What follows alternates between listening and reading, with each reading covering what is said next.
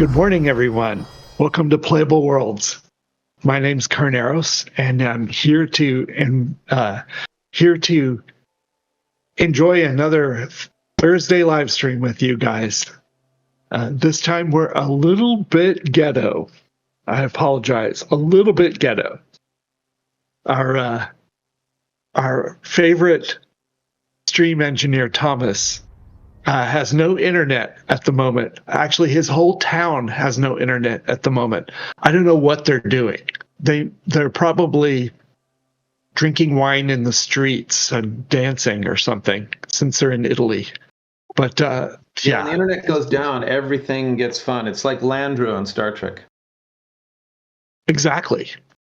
And then with me, I'm going to see if I'm pointing the right direction. Nope, I am not. With me, I have Logan and I have Kurt. Hey, everybody. Happy Yay. anniversary. Oh, yeah. We're going to talk about that today. Yeah. Logan, Yeah. do you go by Logan or Leric? Leric is my internet name. Logan is my real name. So either or. All right, I have to know what that keyboard is. It's a McGee typewriter gaming keyboard. Logan, try again. Oh, it's a Moog Matriarch. A Moog Matriarch? What are you trying to show me? Yes, sir. Sorry. Yeah, it's my baby. I love it. So that's a relatively recent one, isn't it? Yeah, they're trying to look really, really retro, but it's pretty new, isn't it? Yeah, it's maybe 6 years, I think it came out. Right after the Mooger Foogers went out, they stopped making them. Hey, only $1,900. Yeah. 43 years ago now, one of the people in our band contacted somebody at Moog and said, we want to synchronize the clock in our Roland TR-808 to the sequencer in our Moog source. And how do we do that? And he sent us a circuit diagram. And luckily, one of the people in our band was an electrical engineering major, and he was able to build it, and we synchronized them. Oh my God, that's so cool. That is wild. Wow. When was the last time you told someone that story? Oh, dude, that's an obscure it's one. like once every 5 days. Tops. Oh. I'm so proud of that. Oh. All right. Yeah. Well, thank you, Tylo. Appreciate it.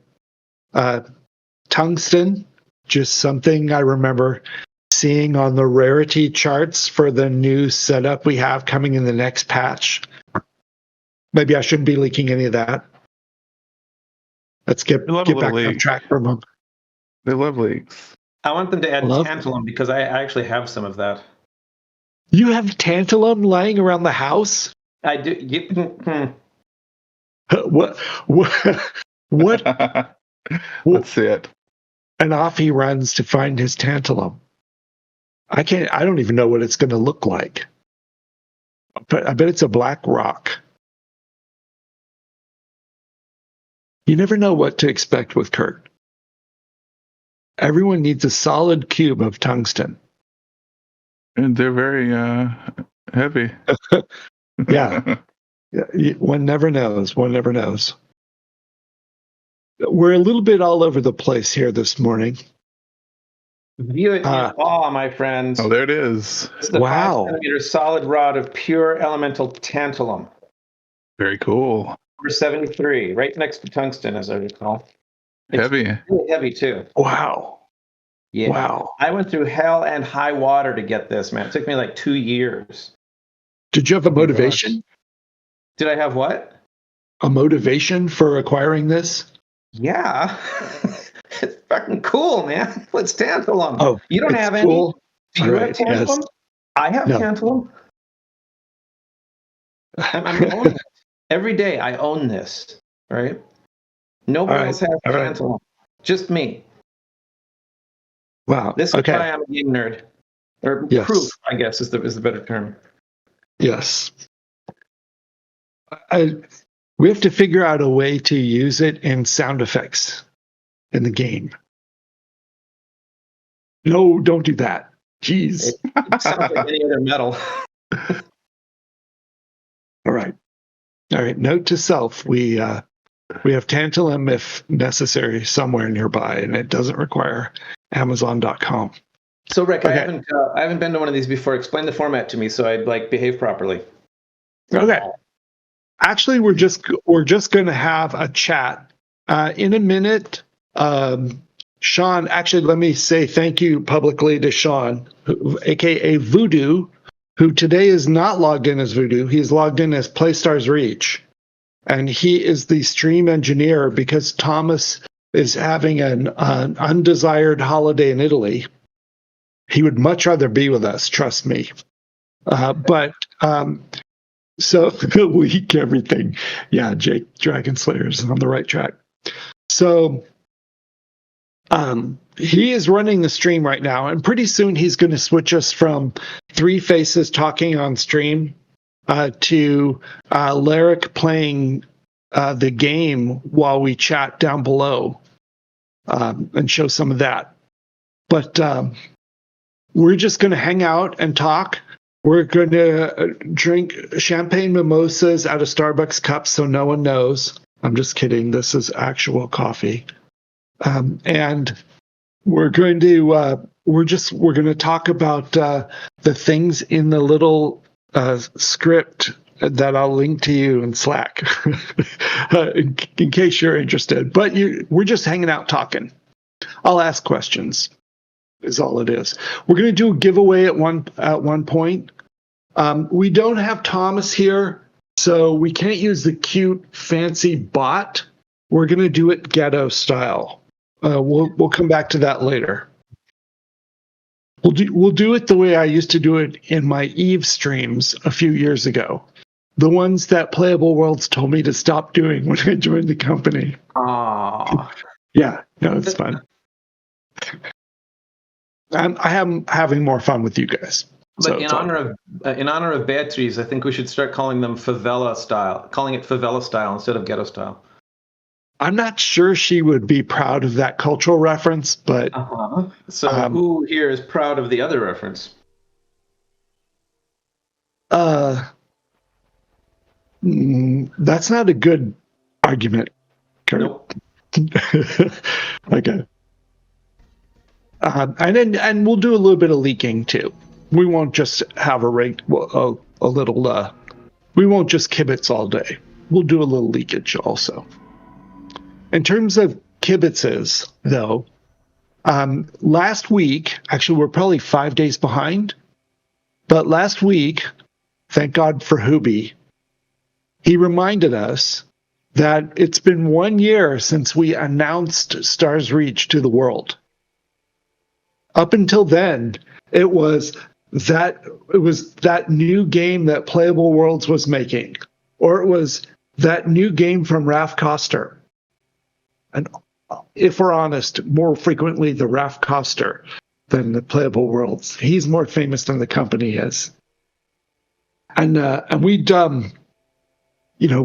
we were getting everything ready, setting up a new Discord, getting a trailer ready, getting the website ready, and trying not to leak the name anywhere. We posted a kind of a weird countdown up on social media, and it was a sort of, each day there was a what if statement. What if virtual worlds could be dynamic and ever changing, etc. What if water running through the landscape naturally eroded a canyon? What if this and that? And when we got to the last week or so, they were coming twice a day instead of once a day. I don't know if you guys remember this. Yeah. And there was a little puzzle, weird shape thing that Raf came up with. That was a messed up version of a piece of the Stars Reach logo. I didn't wear that shirt today. I didn't wear a Stars Reach shirt. I wore, oh wait, look at what Kurt's got. Kurt, can you step back just one step? Yeah, that the A in stars is an icon thing that was the thing he was making. Perfect wardrobe perfection, Kurt. Thank you. We all came in the right stuff. Is it what? Isn't it backwards for you? There. No. No what? No. Now it's backwards? It's not backwards because Sean is doing some kind of magic refraction. Oh, so I should not mirror my video then. Mine is not mirrored and everything looks normal. I might just do this the whole rest of the time. Can you believe that I was the person the teachers didn't want in their class? Yes. Good. I cannot believe that. Yeah. And they were wrong. They were wrong. So are you reading text coming in from some of the viewers? And if so, where? Yeah. Oh, I am. Yes. I am looking at what they're saying. By the way, Twitch.com. You definitely Twitch.tv. Jesus, and you definitely want to mute the stream because we're on a X-second delay and it will mess you up. Okay, so I need but yes. Also? No, you don't have to. We can chat. I'll tell you things like Suki Crisp said, "Oh, I remember those posts on social media." And Chase says, "Looks good, except they've got Leric's name on Kurt." Yeah, sorry, Sean. We have all kinds of things to tell you to fix if you have a chance. Yeah, I tagged him about it. He fixed it. All right. Yeah. Thanks, you guys Sean. Are connected on video and Twitch and Discord? Yes, I'm connected to video, Twitch, and Discord. Yes. Although the Twitch is muted and I'm only really paying any attention to the stream chat. Okay. Yeah, I turned the bitrate on Twitch down too. All right, I see. I got it. I'm with you now. It's all good. It's all good. And yeah, there's a huge delay. Yeah, so don't let that mess you up. Just turn the sound off. Yeah, I mute that tab in my browser so that I don't even think about it. Groovy. Yay, you guys are great. All right, so moderate us into some fascinating conversation, Rick. Yes, we'll do. Now that we've fixed the names up there and the stream title and things like that, we were chatting about the anniversary. Last end of June we announced, and then it was August, if I remember correctly, that we started letting the first people into the playtests. And if you remember, the first play test, all we tested was, can we log in and traversal and text chats and emotes? And I think also emotional states. You can do, and I'll talk through that because I don't think we even think about those things anymore right now. Traversal just means moving around the landscape. Does it feel good? And we gave everyone a grav pack. We gave everyone a grappler. And, in those days, walking uphill and downhill felt the same. We hadn't put in all those things yet. Just basic traversal. You can emote a particular thing. Do you remember if you could /dance? And you heard a little piece of music from your band temporarily. I don't know if I'm allowed to say that. Just as a placeholder, and then you swapped it out later for different now music. Is still placeholder. Well, a better, newer placeholder. There's a bunch of them now. There's like 20 variations or something.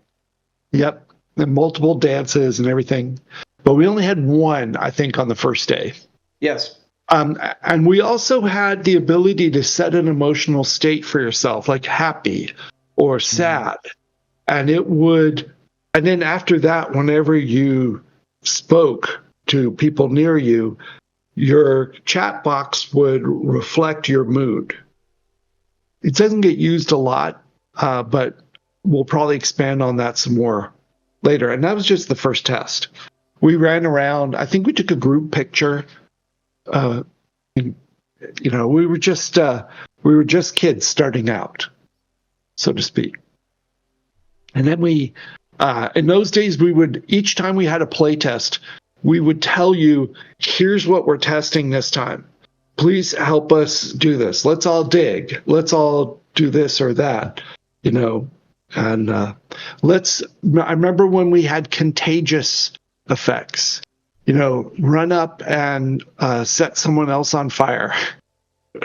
And, run up and get someone else sick We was tried another to one. think of how that could be used for griefing, and we couldn't think of anything.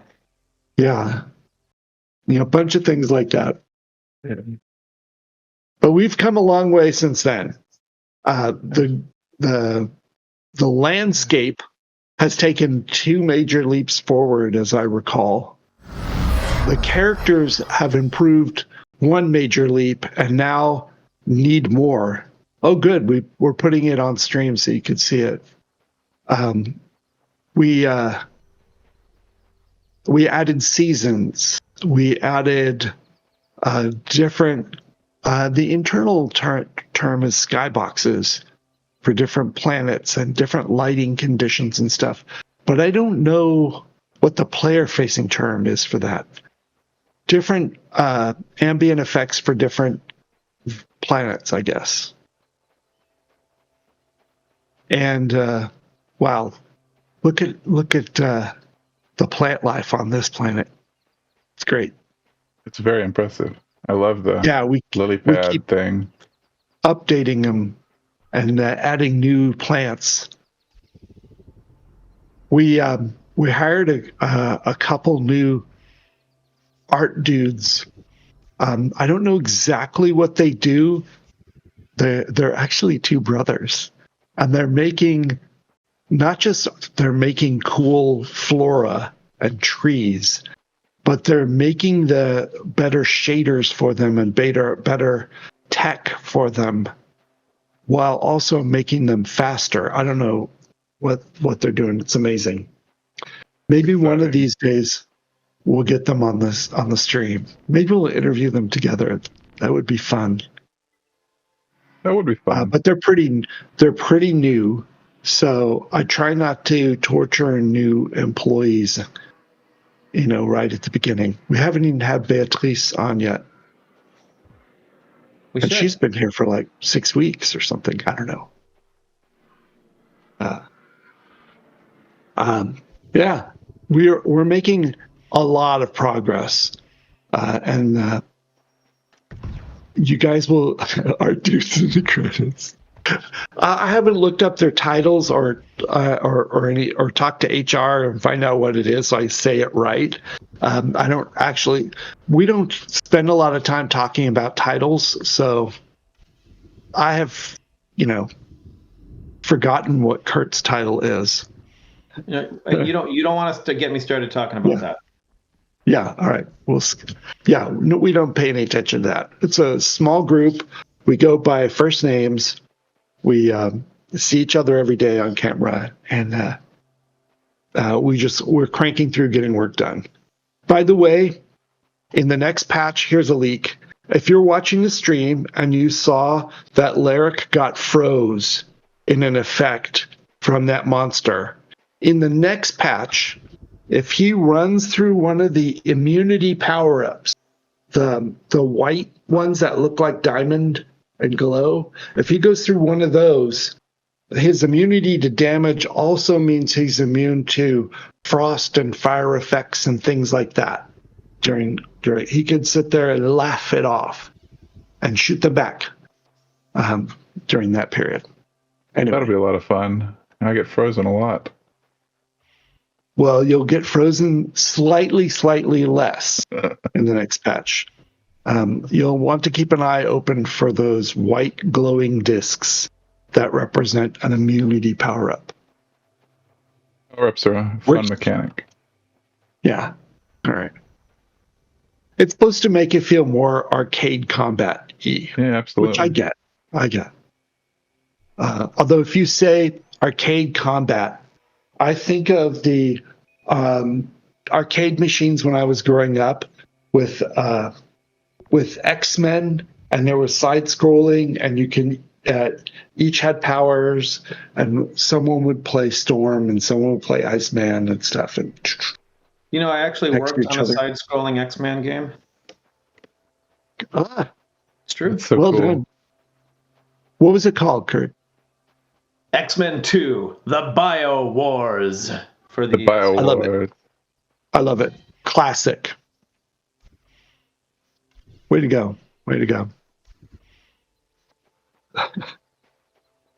Kurt and I have been to this movie a number of times. Anyway, it's all good. Rick, What a did bit you on- put in a bit chat? on titling. Yeah. As I said in the text chat, you probably remember the era when everyone gave Yes. themselves funny Yes. titles, and how Yeah. unpleasant that was 10 years later when we realized our resume was all messed up. Yeah. You know who started it? I think who started it was Guy Kawasaki, Oh, yeah. who gave himself the title Evangelist at Apple. Yep. He was the first one to do that. And then Evangelist became a thing at tech companies, but I think other people reacted to it differently and just made up all kinds of stuff. Chief janitor. and it's hard for hiring people to evaluate. So, what was the actual level of stuff there? Because Poobah doesn't tell me anything. Also, I learned from my wife, who's a games industry recruiter, that at least in California, there are you have to follow certain guidelines for how you title people according to and how their pay matches that. It's an anti-discrimination thing, so you don't get director level people being paid way less than what they should be. So companies have to really toe the line on titles and keep it within a very narrow band now. All right. If you give someone a high sounding title, but you're not paying them a lot of money, that can get you in trouble. So at some places you have titles that are quite a bit under what the person's actually really doing. Yeah. Yeah.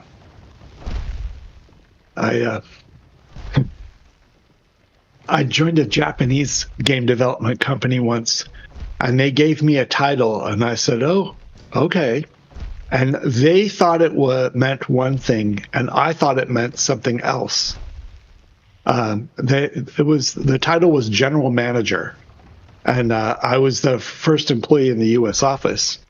That's a pretty high level title here. Yeah, it's high level in the U.S. It's low level in Japan.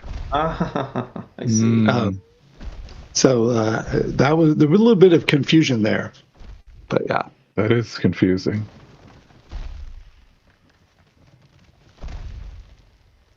But it didn't matter too much. I went and set up the bank account and rented an office and bought all the furniture. My sister and I sat on the floor with the IKEA furniture and assembled it together and set it all up. It was good memories. The company was called Hudson Soft, and they're famous for like Bomberman and Burger Time, a few other old 80s. Yeah. Yeah. Bomberman was fun. Bonk's Adventure. Yeah. Some others. Okay, I got distracted for a moment. I'm enjoying your gameplay on the desert planet too. It's nice seeing this new desert. Yeah, Bonk's was awesome. I have a cool jacket with an embroidered thing on the back that has a picture of Bonk, and it says Bonk's Return. And I love it. Old Man Observer. Good to see you. Good to see you. Yeah, good to see some of the folks in here. I was on your TurboGrafx. Hudson helped make that TurboGrafx. They designed the system, the underlying system. The little cards that you put into them were called Who cards, and the HU from the Who is from Hudson, because Burger Time was a strange game. And yes, no, it was done by people taking drugs in the 80s, I assume. I don't know. But that design didn't, whatever. Rick, can you check Slack, please? Oh, yes. Yeah. Doesn't matter. Tell any stories you want. in the one of the things from the old days. Do you remember a game called Load Runner? I'm going to type the name in chat. LODE. Yeah, Load Runner. Load Runner was the game that convinced Nintendo to take third-party software onto their platform. Wow. Up until that time, there was only first-party games. The third-party hadn't been invented yet.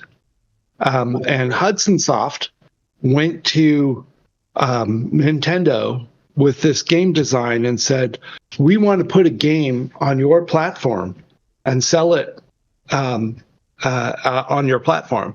And they talked about it and talked about how they could make it work and said, yeah.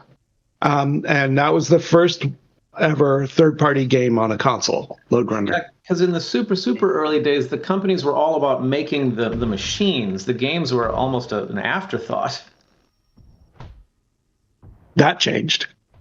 Yeah, well, as the machines got to the point where they could do anything that was worth being more than an afterthought.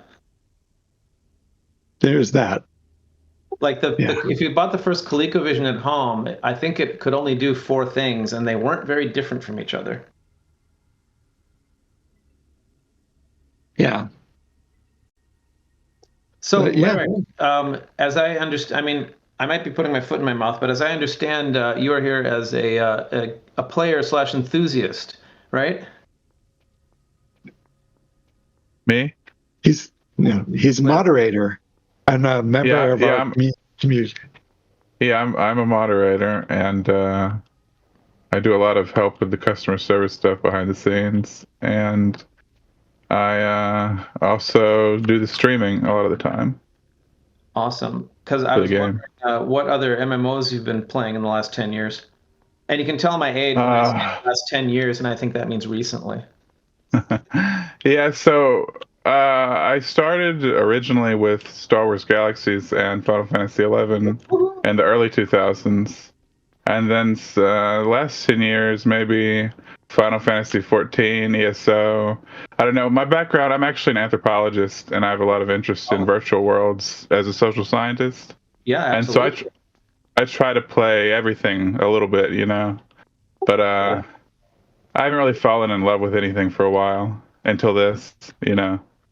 It's great to have another sandbox, you know, good sandbox. I started on EverQuest in '99. By the time I stopped, I had more than 7,000 hours on my main character alone. But then I jumped over to Lord of the Rings Online when that started, of course, because I'm a huge Tolkien geek. And I am still playing Lord of the Rings Online. I played that. I played it a little bit when it came out, and it was a lot of fun. I haven't revisited. I should, because they got a new engine, right? Some kind of big upgrade. I don't know, but the interesting thing about LATRO, Lord of the Rings Online, is that they started as a Turbine product for some years, and Turbine got to the point where they felt that they were done with it. And the core parts of the team said, no, just give it to us. We'll start our own company. And they did, and that's Standing Stone Games now. And interestingly, Lord of the Rings Online and Standing Stone are still both going strong, and Turbine is what? Gone? Completely? Yeah, it's gone. So. I mean, all their other games that are still around ended up in other hands. Didn't they start working on Star Trek Online originally? Don't. Am I misremembering that? Maybe so. I think that was a Sony thing. But so yeah, my big thing recently in Lord of the Rings Online is I've joined this group of high-level raiders, and oh my God, they're they're making me feel really noob. So I've been like doing all this scientific stuff trying to get my DPS up. Like at first I thought I was doing well because I was at about 80K, and which if you don't play LATRO, you don't know what that means. And I've spent weeks like studying videos and working out UI enhancements and practicing to get it up to about 120 so I can raid with these people. I don't think this is what my mother raised me to be, but it's definitely my calling.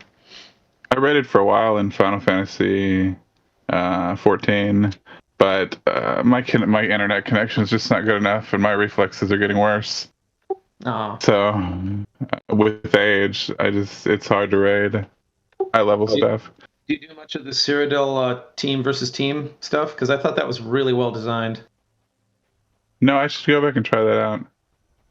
Yeah, it's for anyone who's played ESO, you'll know what I'm talking about. But for those who haven't, there's something I haven't encountered in any other games, although maybe there are games that do it. There's a central area in Elder Scrolls Online around the city of Cyrodiil where you have PvP, and it's team versus team. And there are a bunch of major and minor little fortress points that you have to hold. Yeah. And each one of them is its own individual ongoing battle. And to win, if you can call it that, you have to control some number of the fortresses, maybe all of the main ones or something. And I just thought it was a really pretty fun design. I like. Yeah, I didn't. Last time I played ESO, I didn't even know about that, which was only, I don't know, 6 months ago. That sounds fun. There's a lot to do in that game. There is. I especially liked their crafting. Yeah, I think I was trying to do the Sigic Order questline last time. Oh, I did that. Yeah. ESO a lot of cartography. Probably the MMO I've played third most after LATRO and EverQuest. As most of you probably already know, Rick is EVE Online royalty.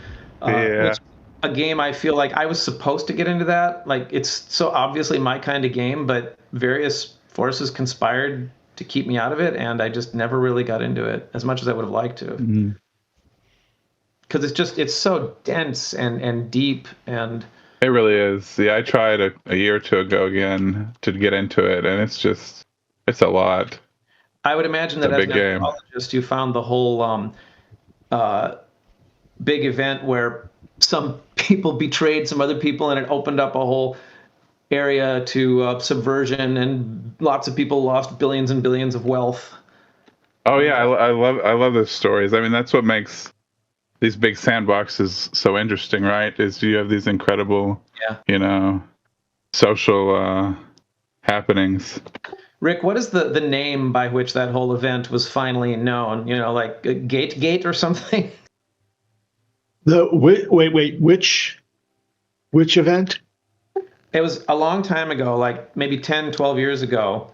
And there was some, what do you call them, corporations? Yeah, there's some corporation that had a really advanced set of things built, like very secure systems and tons of wealth and ships and blah, blah, blah. And somehow out in the real world, somebody got someone else to sort of betray them and open it up. And they got attacked, and they lost most of what they had. And it was this huge social... That was the Guiding Hand Social Club. Okay. I think it was a heist. The Guiding Hand Social Club heist is, I think, what you're talking about. Maybe. And a guy got mistreated by them, and then he made a new character, and he worked for a year to get into that corporation and get trusted, and he did all kinds of things for them. And then when he had the opportunity, he stabbed them in the back and took their stuff and wiped them out. Yeah. But the thing that's wild dedication. Opening the defenses so that there was a massive attack, and there's actually a lot of fighting. That was a different thing. That was the Battle of BTAC-R. Okay. BTAC-RB. Hang on, I can't remember the entire designation of that solar system, and I should do, because that was a shocking day that sticks in my mind. Well, it was the first time a story came out of EVE about some of the complex social interactions that were going on. Yeah, I have my he's a co-author I've written some things with and done some research with. He actually did his PhD fieldwork at CCP Games. Yep. Oh, Tylo's right. I typed it wrong. Tylo's right. BTAC-R5RB. Wow. So it seems like just it's of infinite interest, as a social scientist, just how complex the things people have done with EVE are. Yeah. Tylo, were you in that battle? Let me know. I was in that battle. I remember waking up that morning I was running a Space Empire in Eve, a medium-sized one, and I looked at my computer first thing in the morning to see what all the Europeans had done during the day and what questions they had for me, because I wake up and go there first. And I noticed the kill board and a dead Titan, and those didn't happen very frequently. Did my computers freeze? Anyway. No. So I saw when the second Titan died, I poked CCP. What was his dev name? I poked the Ned Coker was his real life name in the PR department, and I said, "Did you see what's happening?" He goes, "Yeah, I just saw that." When I got to the office at work, and I was working for SOE like you were, Kurt, Sony Online Entertainment. No, I didn't work for SOE. No, that was a different game. Yeah, I got to the work at SOE, and Smed came in, and I said, "Did you see that? 3 Titans dead so far." There was a massive fight happening. Apparently, someone dropped sovereignty by accident by not paying a bill in the region of Immensia, and people are rushing to the scene to claim the sovereignty, and there's a fight going on. And he came out of his office an hour later, and he said, "Rick, go home. Don't lose a Titan this time. Keep us posted." I go, "Okay." So I took the rest of the day off, and I went home, and I logged in. I had 1 Titan in those days, and a super carrier. And I took them both into the battle and joined all the fighting. And that went all day until 3 a.m, when I barely got out of the battle and safed up in a player-owned structure in space, a tower with a force field around it, just in time for a daily downtime where the thing would cycle. And by the end of the day, it was an incredible, hundreds of dead Titans, and each one takes months and months to build, even assuming you have all of the raw materials sitting in front of you, which is a frighteningly large amount of crap that it takes to build them. Crazy. It's just so incredible, the scale of stuff in Eve. I'll remember for the rest of my life. So ultimately, my point is, you'd think I would have been an Eve player. I would think I would have been an Eve player, but I just I think I got unlucky. You'd be great at it, Kurt. I could have been a contender. Anyway, I love these games, and the magic of what works in Eve, to me, is the combination of player-controlled economy, freedom to do anything you want and learn anything, the importance of diplomacy in the game, and the fact that there's real territory that you can hold more or less permanently if you defend it, and the fact that there's real loss. And this game, Stars Reach, has almost all of that. And it absolutely does. And so there's a lot of the same magic in this, but it's a chance to start over. The game EVE Online started in 2003, and I didn't start playing until 2009. So other players had a 6-year head start. I eventually caught up to them accidentally. Wasn't my plan. I can't even explain how I did particularly well. But you can catch up. Here in this, you don't even have to. We're all starting at the same point. Although some people do have an advantage just by their design skills. Look at that house. Is that Waboba? Yeah. You know it. Yeah, they are. Prove. Waboba is the name of a player who just knows how to make the most of the really primitive materials and tools available for building right now. That looks so ultra modern, fantastic. It's just amazing. Feels real. I love the Exceptional. internal plants. I love the floating staircase. I hope he's learning a lot and is getting efficient at it because, of course, we are far from never having to wipe the worlds again. Wait a second. Logan, go back to the stairs. Go to the bottom of the stairs. I want to tell a stairs story. The internal stairs. Please. Before video games, one of the companies I worked for was an old tech company called Next Computer. It was the company that Steve Jobs founded after he left Apple the first time. Where Steve Jobs he basically said, new companies sucks.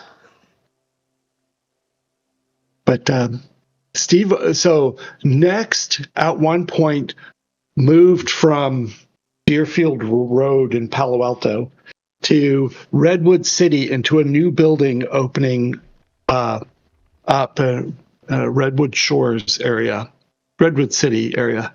And there he had them put in, they next got to determine how the insides of the building were filled out. And he had a floating staircase like that with nothing on the edges and no railing. That was beautiful. It was designed by I.M. Pei, a famous architect. It cost $1 million just for the stairs to go up. That's wild. From the ground floor to the first, to one floor up, second floor. And somebody made them put a railing on, right? The building inspectors came and said no. They said, no, you can't do that. That's against code. Go back and fix this and this and this, and left. And Steve told them, don't change anything. I like it like this. And for years, they never could get the building approved, and Steve wouldn't let them change it because he just liked the stairs the way they were. Yeah. And they worked great. You just had to pay attention and not be drunk while walking on them. But I never know kids around or anything. This is yeah. Anyway, I would say this was like 1989, 90. Yeah, I'm not surprised that didn't fly. Anyway. Get it? Yeah. Anyway, old story. There were a couple things like that. He used to not have license plates on his Porsche because, and the cops would give him a ticket, and he'd say thank you and drive off. And then he would put it on the attorney on the corporate counsel's desk when he got back to the office, the reason he gave to whenever he felt like talking about it was the license plate breaks up the beautiful lines of this car. This car is a piece of art. I love the lines of it and the shape. The design of it spoke to him.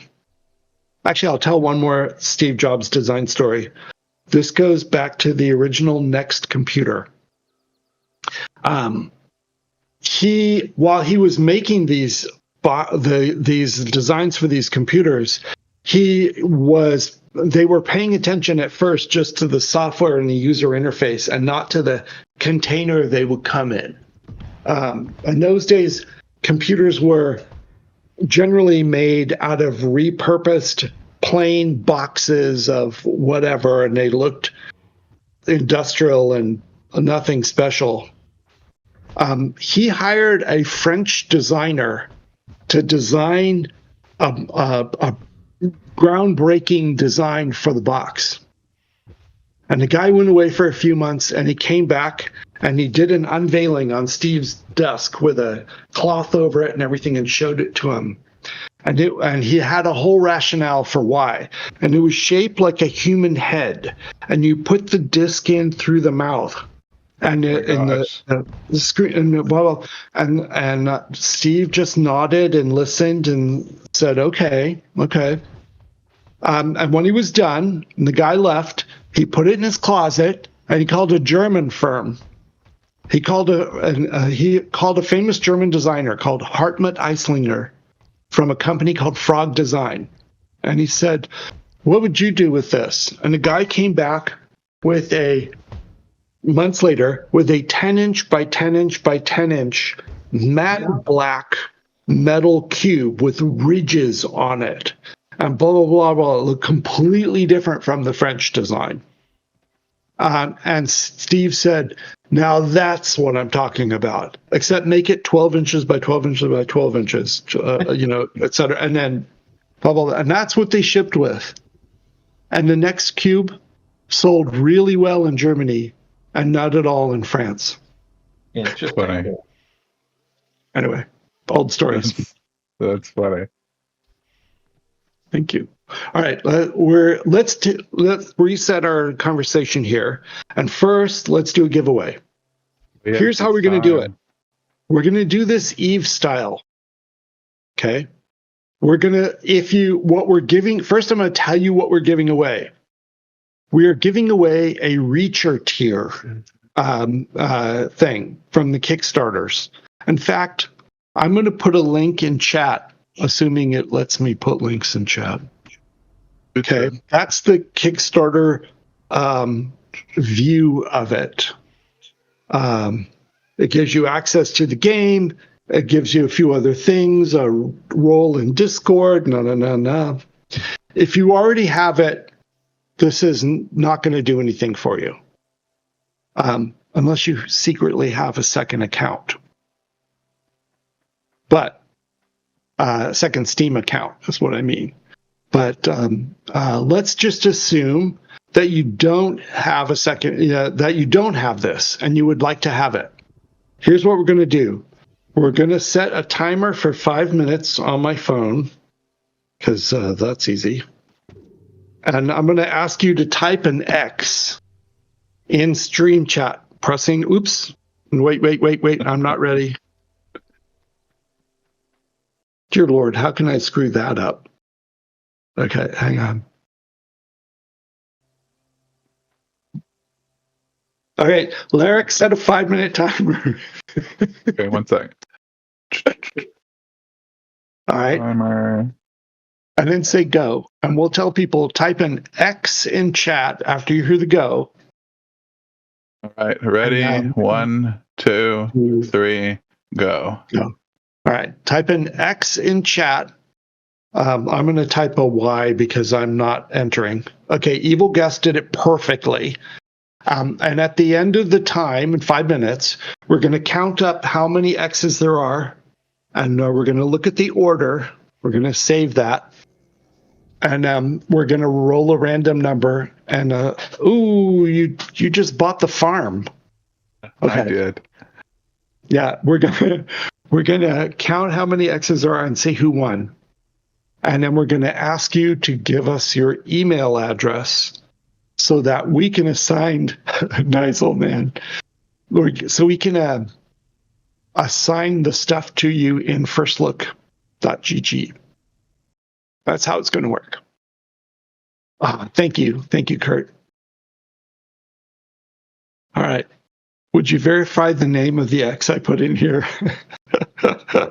No, we won't check that, which is exactly what you want to hear.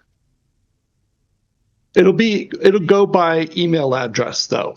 So we will need your email address to do it. And so if you win and you already have this, give us a different email address at least. All right. I already backed the Kickstarter. I thought you were typing a Y for those of us not entering. Yeah, that works.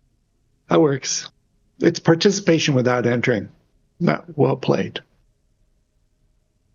So this is just a little celebration of 1 year of having 1 year of progress. Every now and then you got to think about how much we've done. I had a moment today in the morning stand-up where they showed us some demos of stuff coming in the game in the next couple weeks. And I thought to myself, wow, it's a short week. We all have tomorrow off. And we got a lot done this week. How did we do that? I was really impressed because we're a small team. I don't know if you think we seem like a large company or not. You've met almost everyone because we've done, dev interviews along the way. Yeah, but yeah, we're a small group and we're getting a lot of things done. People are hustling and motivated in the middle of summer too. It's hot outside. We're all schwitzing. It's not fun. It's not where I am. Oh, well played then, sir. It's so hot here. Yeah. That's one of the reasons I moved to San Francisco, because it's never hot. Well, I should have appreciated it more when I lived there. I thought, I want to go somewhere warmer. I want to be able to wear short pants. Well, I got that. All the time, 3 a.m. in the winter. Yeah. Voodoo, is it warm where you are? Sean, are you paying any attention? Sean he probably doesn't. Yep. Is it hot? It's been often caught is really weird. Yeah. Old man just asked an interesting question. I want to draw that to your attention, Sean. When will Hawaiian shirts be craftable in game? I just want to point out all the what I feel like is demand for Hawaiian shirts. I'm feeling it. Zero context for when it's happening in game. Yeah. Don't say anything else. Don't say anything.